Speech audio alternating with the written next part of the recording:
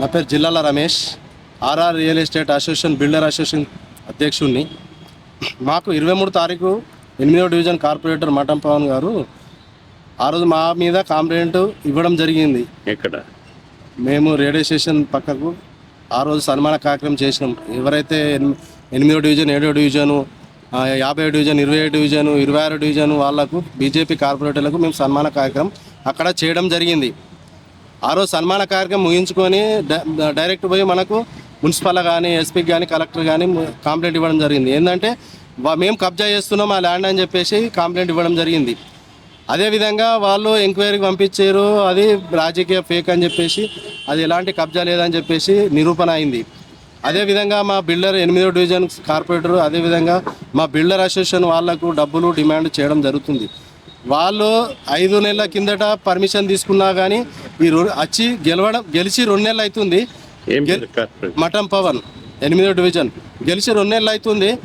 ఆయన డిమాండ్ చేస్తుండు, ఏడా ఉష్క కుప్ప కడబడ్డా, కంకర కుప్ప కడబడ్డా, ర్యాంపులు ముంగడికి 20 ఫీట్ల రోడ్లు మన 8వ డివిజన్లో గరీబ్ వాళ్ళు ఇల్లు కట్టుకుంటారు. 20 ఫీట్ల రోడ్ల ర్యాంపులు అనేవి కొంచెం ముందడికి ఉంటాయి. ఇప్పుడు కొత్తగా పర్మిషన్ అంటే 30 ఫీట్ల రోడ్డు కొంచెం సెట్ బ్యాక్ చేసి కట్టుకుంటారు. ఈ ర్యాంపులు తీసేస్తే డబ్బులు ఇవ్వాలా, లేకుంటే ర్యాంపులు తీసేస్తా, లేకుంటే నోటీస్ పంపిస్తా. ఒక మనిషి వస్తాడు, వినోద్ అనే వ్యక్తి పంపిస్తాడు ఫస్ట్ కొత్త కన్స్ట్రక్షన్ అయిన ఇల్లుకు, తర్వాత మున్సిపాలిటీ వాళ్ళని పంపిస్తాడు. మన మున్సిపాలిటీ వాళ్ళకు తెలియదా ఈ కార్పొరేటర్లు ఏం చెప్తా చేస్తారా? డబ్బులు ఇవ్వకపోతే నోటీసులు పంపిస్తారా? ఈ మున్సిపాలిటీ సిబ్బందికి సుధీర్ అనే వ్యక్తి వస్తాడు. సుధీర్ అనే వ్యక్తి వచ్చి కార్పొరేటర్ని కలవాలా మీరు అని చెప్తాడు. ఎందుకు ఇట్లా డిమాండ్ చేయడం? మా బిల్డర్ అసోసియేషన్లకు 50,000 లక్ష రూపాయలు డిమాండ్ చేసుడు. ఒక స్లాబ్ పడితే 2 లక్షలు డిమాండ్ చేసిండు. మరి ఏంది ఇది విచ్చలవిడిగా చేయడం?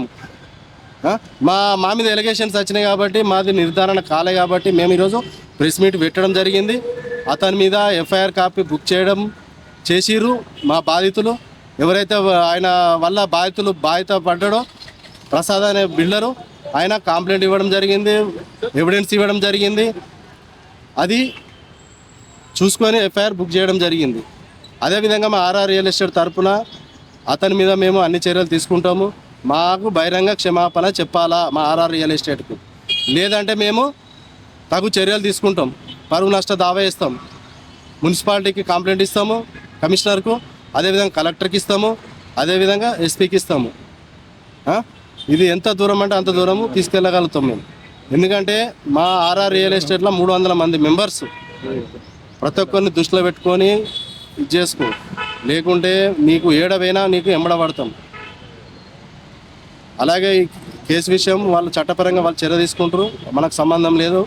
ఆర్ఆర్ ఎస్టేట్కు చేసేటిది ఒకటి, వాళ్ళు చెప్పేది ఒకటి. ఎందుకంటే అందరం మనం కూడా ఇందులోమే, అందరం కూడా జై శ్రీరామ్ అంటాం, అందరు కూడా ఇది ఉంటాం. మరి వాళ్ళకి పట్టింపు లేదా? వాళ్ళ సిద్ధాంతాలు ఇవి కబ్జాలు చేయమనా, ఇవి వసూలు చేయమనా గరీబుల దగ్గరికి ఏంచి?